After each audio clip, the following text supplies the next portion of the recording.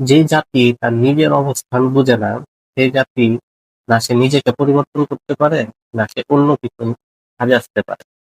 তো এখানে দেখেন জামাতে ইসলাম ও ইসলামী আন্দোলন দুইজন লিডার উপস্থিত, বা দুইজন লিডারের ছবি এখানে আছে।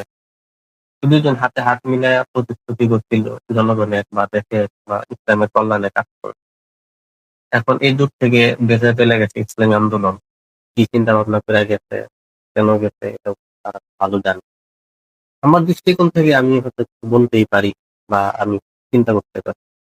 তো আমার চিন্তা ভাবনা হচ্ছে, একটা জোটের সাথে যদি আপনি সম্পৃক্ত হন, তাহলে এটা অনেক চিন্তা ভাবনা করে সম্পৃক্ত হয়, আবার অনেক চিন্তা ভাবনা করে হয়তো চলে যায়। এখন দেখার বিষয় হচ্ছে, ইসলামী আন্দোলন বাংলাদেশে অনেকদিন ধরে নির্বাচন করে, তাদের নিজস্ব মার্কা আছে, হাত পাকা, তাদের নিজস্ব দল আছে। এই দল থেকে হয়তো অনেকদিন ওরা নির্বাচন করে, কোনোদিন তারা দলীয় ভাবে সংসদে আসতে পারছে কিনা আমি জানি না। আর ফিউচারে কবে আসবে তাও হচ্ছে তার কোনো নিশ্চয়তা নাই। কিন্তু এতটুকু নিশ্চয়তা ছিল যে তারা যদি জামাতের সাথে সম্পৃক্ত থাকতো, তাইলে হয়তো বা 5 থেকে 10 জন হয়তো ইসলামী আন্দোলন থেকে সংসদে আসতে পারত। তোমরা হয়তো কি চিন্তা করে গেছে, যদি সংসদে তারা আসতে পারতো, তাহলে দেখা গেছে তারা ইসলামের কথা সংসদে বলতে পারতো, মানুষের কাছে উপস্থাপন করতে পারতো, বা রাষ্ট্রের কল্যাণের কথা তারা সংসদে বলতে পারতো, অ্যাটলিস্ট তারা সংসদে আসতে পারতো। তো একটা দল থেকে যদি কোনো ব্যক্তি সংসদে আসতে না পারে, তাহলে ওই দলের কোনো ভ্যালু থাকে না, বা ওই দল যে মানুষের জন্য কাজ করতে চায় সেটা মানুষের সামনে তুলেও ধরতে পারে না। আর ইসলামের জন্য কাজ করবে, এটা তো অনেক দূরে। এখন দেখার বিষয় হচ্ছে, আমার বাড়ি হচ্ছে কিশোরগঞ্জ।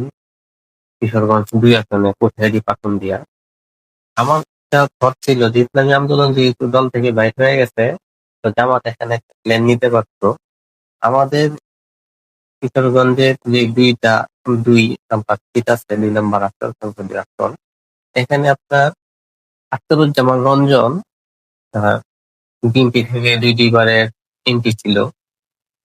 আমি যদি জামাত ইসলামের জায়গায় থাকতাম, তাহলে আমি এই ইসলামী আন্দোলনকে একটা মেসেজ দেওয়ার জন্য বা অন্য অন্য ফিউচারে একটা মেসেজ দেওয়ার জন্য আমি ওইখানে আখতারুজ্জামান রঞ্জন সাহেবকে ওইখানে নমিনেশন দিতাম, আর তাকে